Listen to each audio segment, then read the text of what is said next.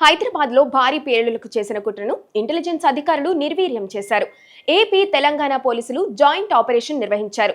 హైదరాబాద్ లో పేలుళ్లకు ప్లాన్ చేసిన ఇద్దరు ఉగ్రవాద సానుభూతి పరులను అరెస్టు చేశారు.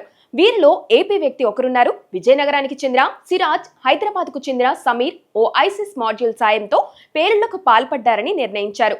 విజయనగరంలో పేలుడు పదార్థాలు కొనుగోలు చేసిన సిరాజ్ హైదరాబాద్ కు తీసుకువచ్చాడు. సిరాజ్, సమీర్ కలిసి డమ్మీ బ్లాస్ట్ కు ప్లాన్ చేశారు.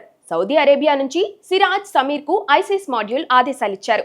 సమాచారం స్పష్టంగా ఉండటంతో తెలంగాణ కౌంటర్ ఇంటెలిజెన్స్ తో పాటు ఏపీ ఇంటెలిజెన్స్ జాయింట్ ఆపరేషన్ నిర్వహించి ఇద్దరిని పట్టుకుంది.